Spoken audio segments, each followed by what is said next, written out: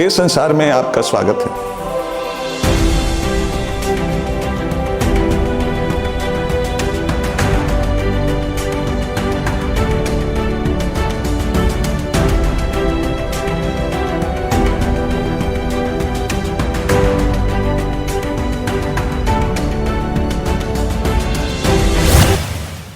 Friends, आज का दिन हमारे चैनल के संसार के लिए बेहद खास है, क्योंकि आज हमारे साथ हैं लिविंग लेजेंड्स जनाब आबिद सुरती साहब, जिनके डब्बू जी के साथ एक पूरी जनरेशन पैदा होने से लेके होश संभालने से लेके बड़ी हुई, मैच्योर हुई और बहुत ज़्यादा मैच्योर हुई पूरी जर्नी रही है उसके साथ। लेकिन आज हम खुशकिस्मत हैं कि हमारे साथ सुरती साहब खुद हैं, और हमारी जर्नी तो जो भी रही डब्बू जी के साथ बड़े होने के साथ साथ आज हम इनकी जर्नी और इनके कामों के बारे में बात करने के लिए यहाँ पर हैं। और हमारी वाकई में खुशकिस्मती है कि ये इन्होंने टाइम निकाला और खुद आए चलकर। इसके लिए हम इनके शुक्रगुजार हैं और इनसे बातचीत शुरू करते हैं। लेकिन सबसे पहले आपका बहुत बहुत स्वागत है सर। तो सुरती साहब, सबसे पहले हम डब्बू जी से ही शुरू करें, क्योंकि ज़्यादातर लोग उसी को ही पहचानते हैं, जानते हैं, और वो मेरे ख्याल से आपकी भी एक तरह से पहचान बन गई है। जैसे लोगो है किसी फिल्म का, आर के फिल्म्स का लोगो होता है, आपका एक तरह से वो लोगो है डब्बू जी। करेक्ट। तो ये डब्बू जी की शुरुआत कैसे हुई? जब धर्मयुग पत्रिका का प्रकाशन आरंभ हुआ, उसके साथ ही पहले अंक से ही आपकी शुरुआत हो गई थी, या थोड़ा अरसे बाद वो आया जुड़ा उसमें कार्टून कोना? डब्बू जी की शुरुआत तो डॉक्टर धर्मवीर भारती ने की। अच्छा। उससे पहले तो मैं टच में था ही नहीं टाइम्स ग्रुप के। अच्छा। एक्चुअली डब्बू जी पहले मैंने गुजराती में शुरू किया था। ओके। मेरी मातृभाषा गुजराती है, जो सूरत शहर यानी कि गुजरात। तो गुजराती में जो शुरू किया था वो वहाँ के किसी न्यूज़पेपर में आता था? वहाँ एक पत्रिका थी, चेत मच्छंदर। ओके। और उसके एडिटर थे शनि, वो खुद भी बहुत बड़े कार्टूनिस्ट थे। ओहो, अच्छा। ये उस दौर की बात बता रहा हूँ जब दिल्ली में शंकर स्वीकली, यस, इंग्लिश में निकला करती थी और बहुत पॉपुलर थी, और कार्टून की मैगजीन, सिर्फ कार्टून की मैगजीन थी, कार्टून ही होते उसी थे। तरह गुजराती में उसकी टक्कर की ये थी। अच्छा। शनि की चेत मच्छंदर पत्रिका। Very good. अब जो पॉपुलैरिटी शंकर को मिली because of the English language, हाँ, पूरे देश में और देश से बाहर भी।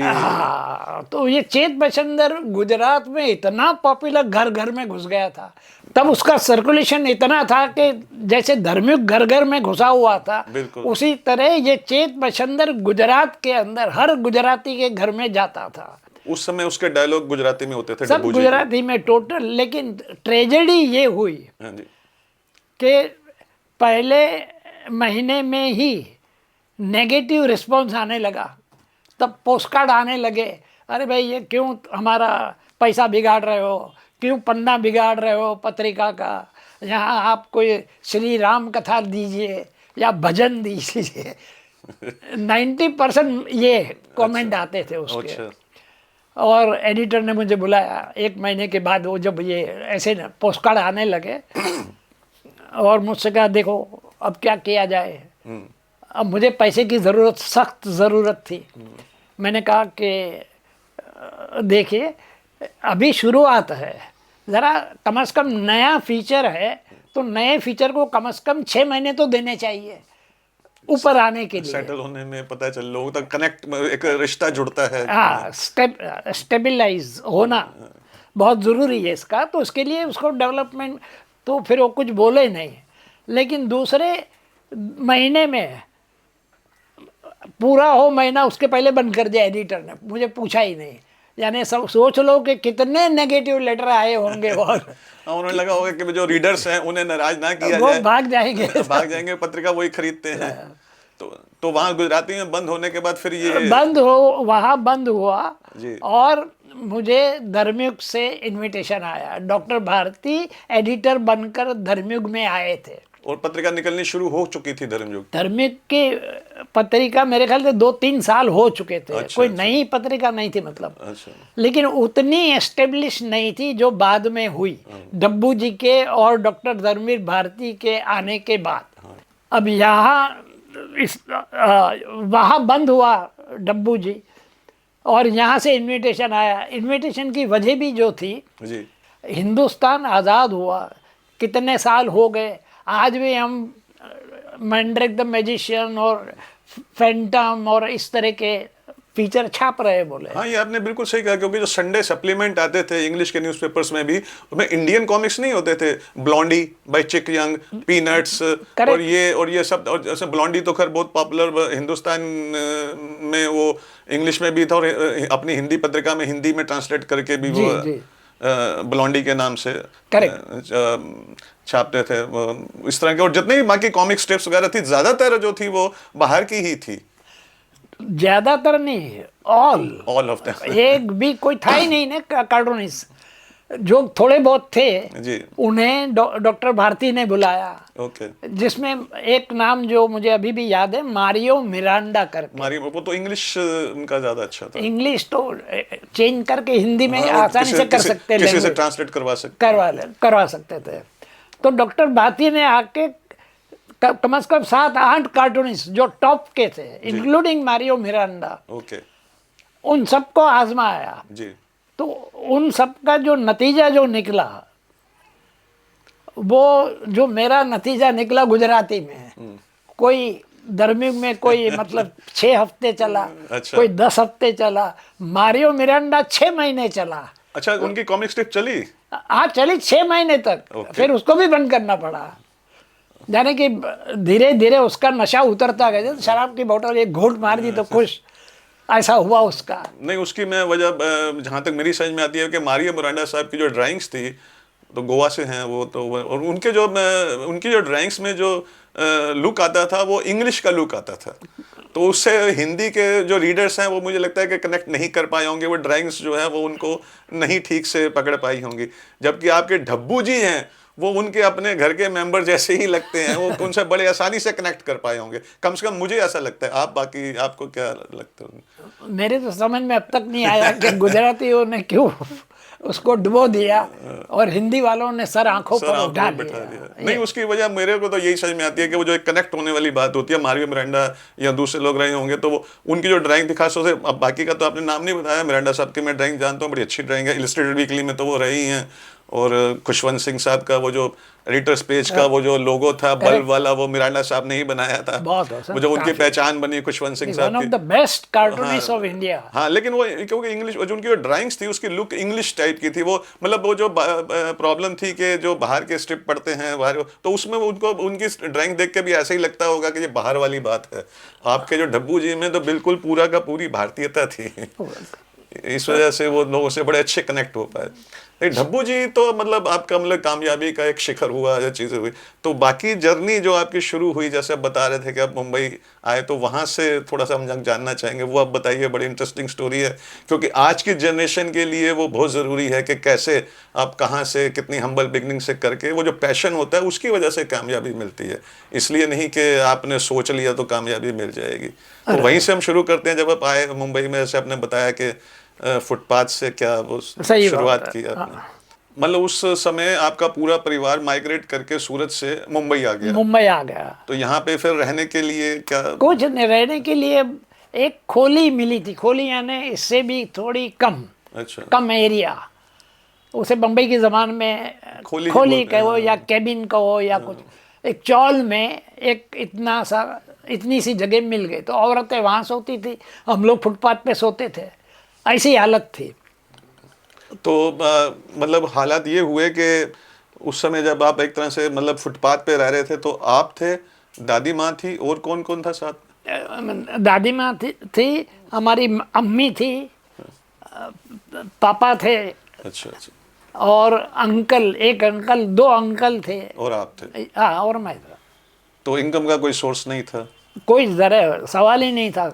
तो हम लोग पहले, मैंने शुरुआत की पैसे के लिए, कभी कुछ सपोर्ट कर सकूँ। अब उम्र 6 साल 7 साल हुई, तो मैं खट्टी मीठी गोलियाँ और बम्बई की चिक्की ये सब बेचने के लिए फुटपाथ पे बैठता था। अच्छा। मेरी तरह कई और भी थे। तो सामान कहीं से लिया आपने, होलसेलर से? हाँ, इधर उधर करके बहुत बड़े जरिए थे वहाँ। अच्छा। हम लोग तो वही थे फुटपाथ पर और यही कर रहे थे, बच्चे लोग। तो एक बच्चे को कहीं से इंफॉर्मेशन मिली कि सेकंड वर्ल्ड वॉर शुरू हो चुका था।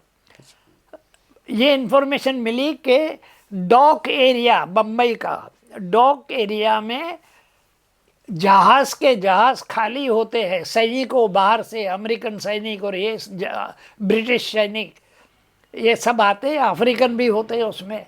वहाँ से ट्रेन में बैठ कर, और ट्रेन जो थी वो इतनी, जैसे हमारी माथेरान की ट्रेन खड़ खड़ खड़ खड़ खड़। बहुत स्लोली चलती है, और वो जाती थी छत्रपति शिवाजी महाराज टर्मिनस, आज जो हम कहते हैं, तब कहते थे वीटी स्टेशन। वीटी यानी कि विक्टोरिया टर्मिनस। जी। तो बच्चों ने ये हम बच्चों को ये इंफॉर्मेशन शेयर की हम लोगों के साथ किसी ने, कि भाई वो ट्रेन जो है इतनी स्लो चलती है, और वहाँ आप कटोरा लेके पहुँच जाओ, उनके साथ ट्रेन के साथ दौड़ो भीख मांगने। माथेरान में जैसे आज फूल बेचती है बच्ची आई, मैंने देखी अभी। तो वो हमारा हमने सोचा कि भाई ये चिक्की बेचने में कुछ ज़्यादा पैसे नहीं मिल रहे, वहाँ मिलेंगे। हम लोग फिर चले कटोरे लेकर ट्रेन के साथ दौड़ते थे, और sir give us A chocolate, sir give us A dollar, sir, ये सब डायलॉग चुन चुन कर सीख लिए थे, रट लिए थे। पता नहीं कहाँ से मिले थे उस दौर के अंदर। सब इस तरह के डायलॉग बोलते बोलते, तो वो लोग अंदर से कुछ न कुछ फेंकते थे। और एक बार ऐसा हुआ कि किसी ने कॉमिक फेंका। ओहो। अब कॉमिक हमने कभी देखा नहीं था, न सुना था कि भाई कॉमिक भी होते हैं इंडिया में। तो कॉमिक शायद होंगे, तो मुझे मालूम नहीं था। तब वो ये होंगे भी तो वो जो बाहर की एम्बेसी के या बाहर के लोग थे वही पढ़ते होंगे, या बाहर पढ़ने के बाद रद्दी में फेंक देते होंगे थोड़ा बहुत। बाहर तो जो लोग यूरोप में तो बहुत फॉरेन टूर से आते थे वो लोग लेकर आते थे वहाँ से। तो ये कॉमिक फेंका तो हम लोग समझे भी अंदर कुछ चॉकलेट होगी या क्या होगा, सब टूट पड़े। तो किसी के हाथ में 4 पन्ने आए, किसी के हाथ में 2 पन्ने आए, किसी के हाथ में 3 पन्ने आए, मेरे हाथ में 1 पन्ना आया। अच्छा। और मैंने देखा तो मिकी माउस का कॉमिक था। Very good. और मुझे लगा कि ये तो मैं भी बना सकता हूँ। अरे वाह। ये मतलब कहाँ से कैसे, मतलब कमाल की शुरुआत, डब्बू जी की शुरुआत। हाँ।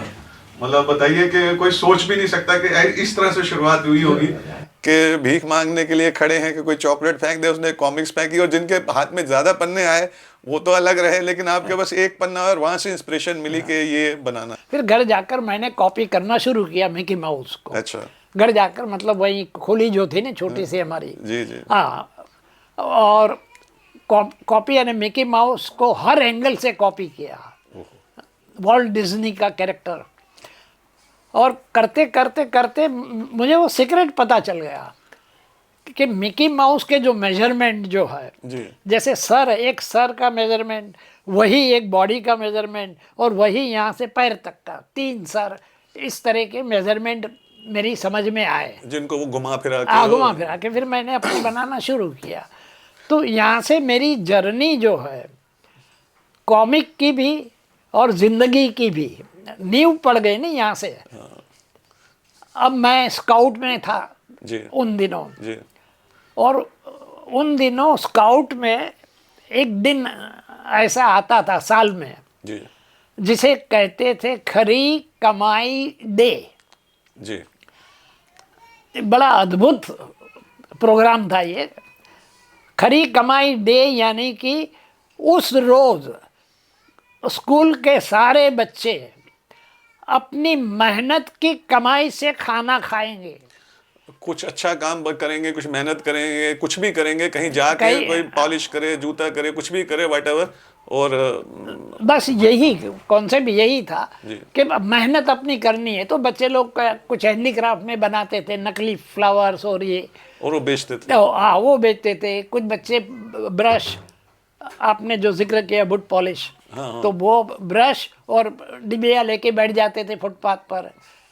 और लोग हमें मोटिवेट करने के लिए जबरदस्ती मेरे, अरे हम लोग कह रहे हैं तेरे जूते तो पॉलिश है, अरे भाई मार देने एक ब्रश बोले ताकि कुछ पैसे दिए जा सके। ये तो ये तो मतलब एक बिल्कुल क्या कहते हैं कि देखा जाए तो फिल्म की स्क्रिप्ट लगती है, और अगर हम किसी को रियल में बताएंगे इस तरह से तो वो लगेगा कि तो साउथ इंडियन फिल्मों की जैसे स्क्रिप्ट होती है वैसी ऐसे थोड़ी ना होता है। लेकिन रियल लाइफ में देखिए कि कुदरत ने जब किसी इंसान को किसी चीज से जोड़ना है तो किस तरह से जोड़ती है, मतलब अनबिलीवेबल रियलिटी जो है वो अनबिलीवेबल सी लगती है कि आप वहाँ भीख मांगने के लिए ट्रेन के साथ भाग रहे हैं, अंग्रेजों की ट्रेन के साथ, के कोई चॉकलेट फेंक दे, कोई कुछ फेंक दे।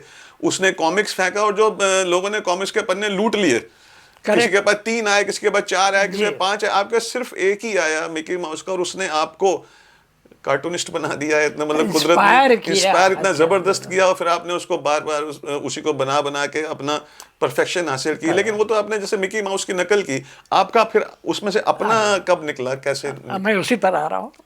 ये जो आपका जुमला जो है कि कुदरत कैसे कितने ढंग से आपको आगे बढ़ाने के लिए कहाँ से क्या कहाँ कुछ जोड़, नहीं करती, मतलब आपको जिस रास्ते पे ले जाना है किस तरह से जोड़ती है। हाँ बिल्कुल, तो मेरे साथ भी वही हुआ।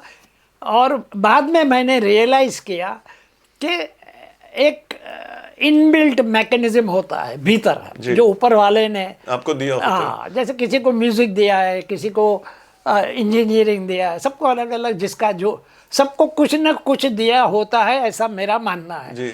मुझे आर्ट दिया था, लेकिन वो उसकी डिस्कवरी आप खुद नहीं कर पाए, नहीं, तो इसीलिए कॉमिक फेंका आपके ऊपर। राइट। अब कॉमिक से मैं धीरे धीरे कार्टून बनाना मैंने शुरू किया। स्कूल में डूडलिंग करते थे ना बैठ के बच्चे हम लोग, बिल्कुल, बिल्कुल। और मैं भी बैठ के कुछ न कुछ कर लेता था।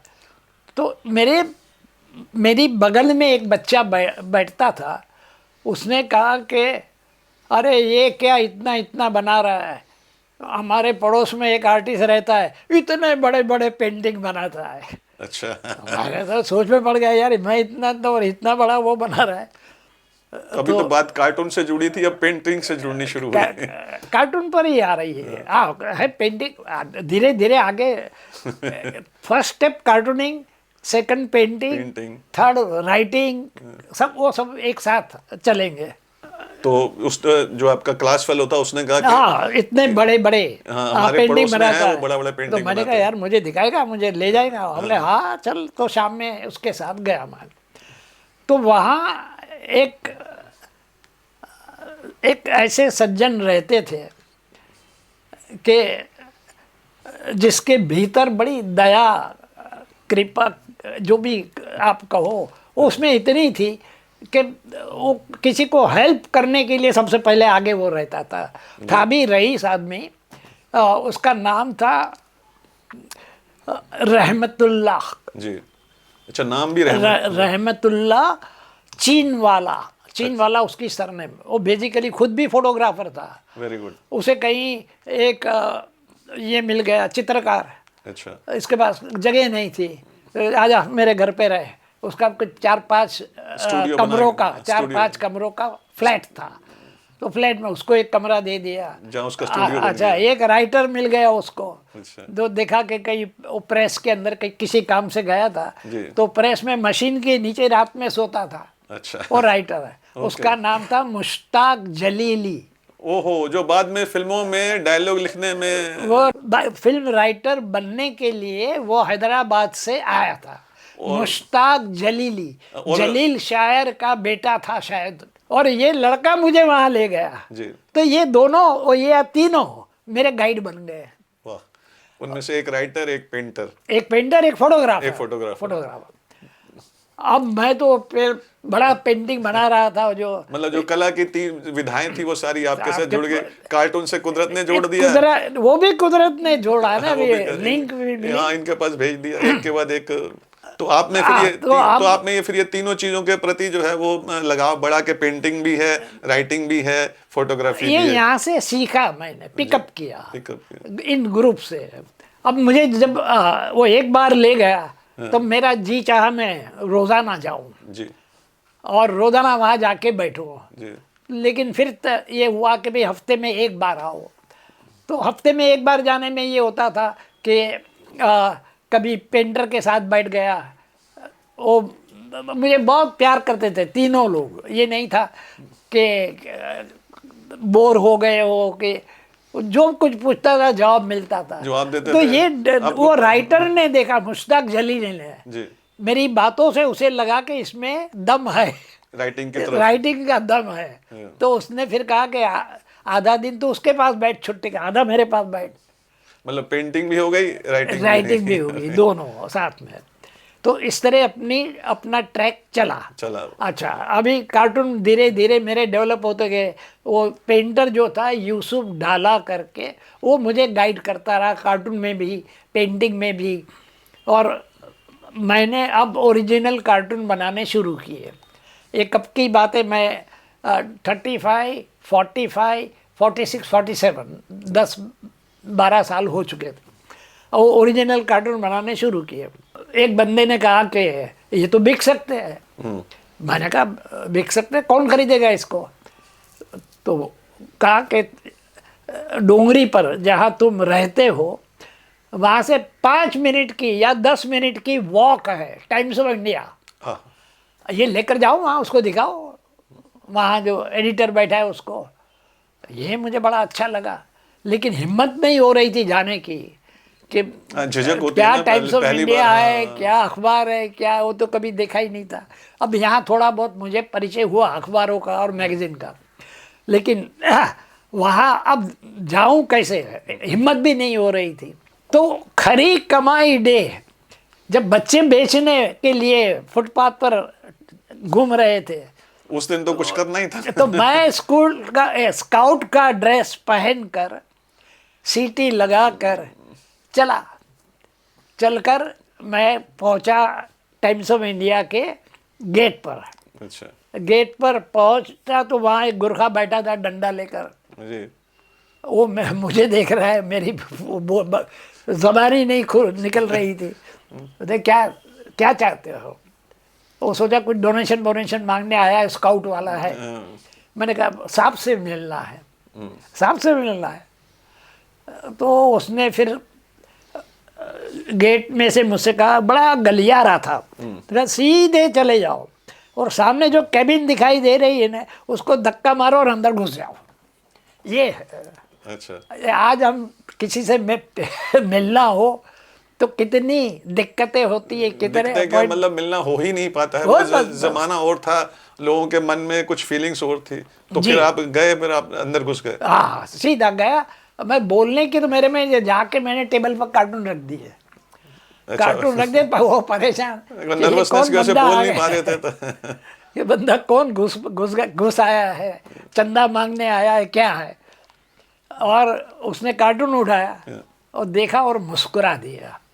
मैंने कहा बात बन गई। तो मेरा पहला कार्टून टाइम्स ऑफ इंडिया में छपा। Very good. ये ब्रेक किसी कार्टूनिस्ट को नहीं मिला है। हाँ, पहले नहीं मिलता, क्योंकि पहले लघु पत्रिका या इधर उधर छोटे मोटे रीजनल से, फिर उसके बाद ये तो ग्राम। तो बड़ा ब्रेक मुझे वहाँ मिला। अच्छा, वो कार्टून, अच्छा, और उसी दौर में वो कार्टून क्या था जो पहली बार आपका वो? मैं वही बताने जा रहा हूँ। मैंने जो कार्टून सोचा था वो एक फ्रेम का। अच्छा। और आर.के. लक्ष्मण ने टाइम्स ऑफ इंडिया ज्वाइन किया था, उसने पॉकेट कार्टून के नाम से शुरू किया था, जो फ्रंट पेज पे आते थे। फ्रंट पेज पर पॉकेट कार्टून। अच्छा, देखो, ये ऊपर वाले की कृपा जो बता रहा हूँ कि मुझे बाद में सब रियलाइज हुआ कि लक्ष्मण से एक कदम आगे मैं था। अच्छा, किस तरह से? हाँ, वही लक्ष्मण ने भी पॉकेट कार्टून शुरू किए टाइम्स ऑफ इंडिया में, मेरा भी कार्टून छपा टाइम्स ऑफ इंडिया में। हम दोनों में फ़र्क क्या था कि लक्ष्मण को कार्टून के साथ टेक्स्ट की ज़रूरत पड़ती थी। ओह, अच्छा अच्छा। हाँ, वो जो भी करंट प्रॉब्लम या कुछ चलती थी तो उसमें कॉमन मैन का रिएक्शन का वो कार्टून होता था। उसमें जो कहना था पॉलिटिकल मैसेज, वो नीचे 2-3 लाइन में आ जाता था। कॉमन मैन बोलता था। मेरा cartoon without words, without text, सिर्फ पिक्चर जो थी वही सारी बात कह देती थी। पिक्चर ही है बस, एग्जैक्टली। तो पहला जो कार्टून था, सिर्फ उसके बारे में थोड़ा बताऊंगा ताकि आपके वो तो माइलस्टोन है। हाँ, वो तो माइलस्टोन बात है, उसको जरूर बताना। पहला कार्टून बस स्टॉप है, इलस्ट्रेशन बस स्टॉप का है। जी। पीछे पोस्टर लगा हुआ है, जेब कतरों से सावधान। अच्छा। समझे? और एक बस के इंतजार में एक बनिया कुछ अखबार पढ़ता हुआ खड़ा है, जी। और उसकी बगल में जेब कतरा खड़ा हुआ है, अच्छा। और जेब कतरे का एक हाथ उसकी जेब में है, ओके। और उंगली करके दिखाता है, देख पढ़ क्या लिखा है। तो ये जेब कतरों से सावधान। सावधान, और बटवा मार के निकल जाता है। ये आपका पहला कार्टून पहला था कार्टून ये जो था छपा पहला। था। उसके बाद में फिर मुझे अलग अलग ग्रुप से इनविटेशन आने लगे। टाइम्स में छप गया तो हाँ, टाइम ब्रांडेड हो गया, एस्टेब्लिश हो गया ना अब तो। हाँ। मतलब सीधे सीधे ए लिस्टर जैसे बोलते हैं आज के जमाने में फिल्म की लैंग्वेज में, सीधे सीधे ए लिस्टर हो गए आप तो, टॉप ग्रेड में आ गए तो जी। हो गया। तो फिर आप उसके बाद पेंटिंग्स वगैरह का भी आपका जर्नी शुरू हुई? पेंटिंग की जर्नी शुरू करने के लिए मेरे पास फंडिंग नहीं था। कॉलेज में जाना, जे स्कूल ऑफ आर्ट्स जे में आपने? तब स्कूल कहते थे, जे कॉलेज ऑफ आर्ट है अच्छा। वो। हाँ, जे स्कूल ऑफ आर्ट में एडमिशन लेने के लिए, यानी कि कॉलेज में जाने में खर्चा बढ़ जाता है। स्कूल जिस स्कूल में मेरी पढ़ाई हुई वो चैरिटेबल था, फ्री एजुकेशन था वहाँ। अब लेकिन यहाँ तो गवर्नमेंट का था, ये तो पैसे कहाँ से आएंगे। तो मैंने अपने जो लंगोटे दोस्त थे जो भीख मांगते थे, और जो भी कोई बाप के धंधे में चला गया, कोई इधर चला गया, किसी ने नौकरी कर ली, एक जो था वो हेयर कटिंग सैलून में गया। समझे ना? तो मैंने सबको बुलाया, मैंने कहा देखो भाई मेरा ये प्रॉब्लम है, हम टच में रहे एक दूसरे के। मेरा ये प्रॉब्लम है, मुझे कॉलेज में जाना है और फीस के पैसे वो इतना खर्चा है, ये सब बजट बताया। तो कोई कहा नौकरी कहाँ मिलेगी, तो दोस्तों ने कहा कि तू नौकरी करेगा तो कॉलेज कब जाएगा, दोनों के टाइमिंग सेम रहेगा ना, 10 to 5, जॉब भी वही, कॉलेज भी वही रहेगी। बिल्कुल। तो एक बंदा जो था वो बॉलीवुड से जुड़ा हुआ था। अच्छा। बॉलीवुड से, यानी कि वो असिस्टेंट बन गया था किसी डायरेक्टर, शक्ति सामंत का। शक्ति सामंत, ओह अच्छा, वो भी अच्छा एस्टैब्लिश डायरेक्टर। शक्ति सामंत का, और एक दूसरे भी डायरेक्टर थे, सदाशिव राव कवि। उसने कहा कि देखो ये तुम मेरे साथ चलते हो तो मैं तुम्हें 4th असिस्टेंट का टाइटल दूंगा स्क्रीन पर, और लेकिन करना है तुम्हें झाड़ू मारना पड़ेगा, वो सब करना पड़ेगा। मैंने कहा डन, कुछ भी करने के लिए तैयार हूँ, मुझे जे में जाना है, फीस तो चाहिए। तो ये यहाँ से एक नया सफर शुरू हुआ। तो वहाँ पर आपने काम किया, स्पॉट बॉय, झाड़ू लगाना करना सब? ये बड़ी दिलचस्प कहानी है ये। जी जी जी। और फिल्म थी बेगाना टाइटल था उसका जी। और धर्मेंद्र की शायद पहली या दूसरी फिल्म, दूसरी रही होगी, दूसरी होगी तो दूसरी। हीरोइन जो थी बंगाल से आई थी, अच्छा, कलकत्ता से जी। और बड़ी इच्छा थी उसकी कि मुझे हिंदी फिल्म में ब्रेक मिले। अच्छा। उसका नाम था सुप्रिया चौधरी। हाँ, सुप्रिया चौधरी, यस। और फिल्में की थी फिर बाद में उन्होंने। ये मैं बेचारी को आगे नहीं बढ़ पाई, फिल्म ही पिट गई ना उसकी, जो बेगाना फिल्म की 1-2-3 फिल्में की उन्होंने। हाँ, 1-2 फिल्में ही, करेक्ट। तो पहली फिल्म उसकी ये थी धर्मेंद्र के साथ। एक रोज ऐसा हुआ, सेट में साफ कर रहा था, झाड़ू वाड़ू निकाल लिया, उसके बाद में जा रहा था कचरा फेंकने, तो सुप्रिया ने कहा जल्दी आ जा। वो तो एक नौकर को कैसे ट्रीट करते हैं, स्पॉट बॉय के तौर पे। स्पॉट बॉय का, जल्दी आ जा। और वहाँ जा रहा है तो पहले एक काम करना, मेकअप रूम से मेरे सैंडल लेकर आ, कंटिन्यूटी में वो सैंडल है। अच्छा, समझे ना? मैंने कहा जी मैम साहब, ये, और कचरा फेंका, उसके सैंडल लेकर आया। और अब मुझे पता नहीं कि सैंडल का क्या करूँ मैं, समझे? तो मेरा मुंह क्या देख रहा है, पहना। तो अब मेरी समझ में पहनाया, पहनाने के बाद में अच्छा, तब ये हो रहा था बीच बीच में कि सुप्रिया जो थी उसकी बगल में एक जूनियर आर्टिस्ट बैठी थी, और जूनियर आर्टिस्ट धर्मयुग पढ़ रही थी। अच्छा। और ये सुप्रिया को तो आता नहीं था हिंदी, तो उससे वैसे ही बातों बातों में कह रही थी, यार किसी ने बहुत बढ़िया कहानी लिखी है। हाँ, ये संवाद बता रहा हूँ। तो सुप्रिया ने कहा हो गए नवीन, अपने रविंद्र बाबू हो गए या सुभाष बाबू हो गए, सारे बंगाली राइटरों के नाम लिए। तो बोले नहीं, कोई आबिद सुरती है, अब ये चौकी मतलब सुप, और मैं उसके सैंडल साफ कर रहा था समझे, वो उसने पैर खींच लिया ऊपर सीधे ही, और हंगामा हो गया सेट पर कि यार इतना बड़ा राइटर और यहाँ मैं उससे सैंडल पहनवा रही हूँ। अच्छा, मैं मेरे दिमाग में ये आया था, मैं ये कहने वाला था कि मतलब देखिए कितनी बड़ी बात है कि एक आदमी जिसका कार्टून आर के लक्ष्मण के बराबर टाइम्स ऑफ इंडिया में छप रहा है, वो वहाँ स्पॉट बॉय के तौर पे काम कर रहा है और किसी को पता भी नहीं है कि आदमी कितना बड़ा कार्टूनिस्ट है, कितना बड़ा क्रिएटिव आदमी है। और फिर वो धर्मयुग की कहानी से पता लगा कि जब उन्हें अगर ये बड़ी अच्छी कहानी है किसी पहली कहानी थी मेरी, फर्स्ट स्टोरी धर्मयुग में छपी और उससे मेरी लिंक बनी हुई है। तो एकदम से फिर सुप्रिया को करंट लगा होगा कि मैं क्या कर रही हूँ, किससे करवा रही हूँ। अभी मजे की बात अभी आ रही है, अभी इंटरेस्टिंग किस्सा है। और डायरेक्टर सदाशिवराव कवि को पता चला जी, वो फौरन दौड़ कर आए मेरे पास, कहा अभी कल से तुम होटल में रहोगे सुप्रिया के साथ। देखो फर्क देखो, मैं फुटपाथ पे अभी भी सो रहा हूँ और अब मैं 5 स्टार में सोने वाला हूँ। तो मैं तो कंफ्यूज बनेगा कि कैसे होगा क्या। वो आपके काम ने आपको रिस्पेक्ट दिलवाई। तो कल से as a dialogue director, assistant नहीं, अच्छा डायलॉग डायरेक्टर, सुप्रिया को डायलॉग तैयार करवाने हैं वहाँ ताकि सेट में टाइम बच जाए, सही हिंदी बोले, सही उतार चढ़ाव के साथ सब। और ये यानी कि अब तुम्हें रहना भी उनके साथ है। वहाँ गया तो रहने के लिए वो एक कमरा नहीं था होटल में, और तो स्वीट होते ना, स्वीट के क्या कहते हैं, स्वीट थोड़े बड़े कमरे होते हैं, डीलक्स 2-3 कमरे होते हैं। आप एक तरह से कहते हैं कि लग्जरी डीलक्स रूम जो होते हैं उन्हें। वो सन एंड सैंड का ओपनिंग हुआ था। अच्छा, ये वही मेरा रहना हुआ। सन एंड सैंड तो पूरा फिल्मी होटल बना बाद में। कोई फिल्म ऐसी नहीं हो, हर दूसरी तीसरी फिल्म में सन एंड सैंड की शूटिंग होती ही थी। तो इसकी ओपनिंग मेरे से हुई, यूँ समझ लो, सन एंड सैंड की तभी ओपनिंग हुई थी, तभी आपको रूम मिल गया। तो मुझे एक अलग से रूम दिया गया और मैं तो अपने मैले कुचले कपड़े जो थे हाथ के धोए हुए सब लेके वहाँ पहुँचा। तो ये सारे फायदे जो हुए, ये मतलब एक्सपीरियंसेस।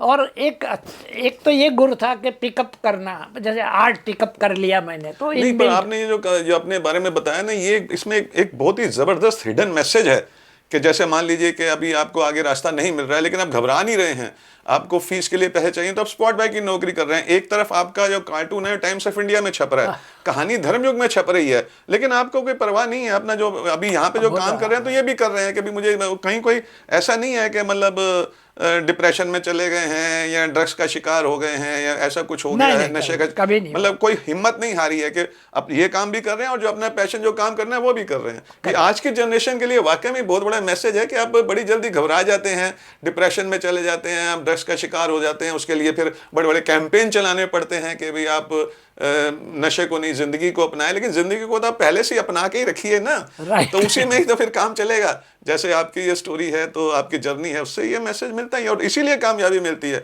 आप घबरा गए, ठीक है, आपको पार्ट टाइम काम करना पड़ता है, अपने आपको सपोर्ट करने कर रहे हैं, लेकिन साथ में जो अपना काम वो भी कर रहे हैं, वो भी आपको वही आपको आगे पहचान दिलाएगा, कामयाबी दिलाएगा। घबराना नहीं है। डिप्रेशन कुछ नहीं होता है। डिप्रेशन सिर्फ एक क्या कहते हैं, जबरदस्ती आप अपने काम से भागने के लिए एक रास्ता ढूंढ रहे हैं, अपने ऊपर लाद लिया कि जी मैं तो डिप्रेस हो गया, मेरा इलाज करो, घर वाले पकड़ के इलाज करवा रहे हैं। ये कुछ नहीं, सब बेकार की बातें हैं। अपनी हिम्मत बनाए रखें, अपने काम पे चलते रहें, अपने रास्ते पे चलते रहें, उसी से ही सब कुछ मिलता है। तो अभी ये दो तो आपकी बातें हो गई कि कार्टून का क्या हुआ, कहानी का कैसे हुआ। अभी आगे फिर हम अपने पेंटिंग की जो यात्रा है उसकी बात करेंगे। एक थोड़ा सा ब्रेक लेते हैं, फिर उसके बाद आपकी पेंटिंग की यात्रा की बात करेंगे। के संसार के साथ आप अपना प्यार इसी तरह बनाए रखें और हम आपके लिए ढेर सारा बॉलीवुड और ढेर सारी कहानियां लाते रहेंगे।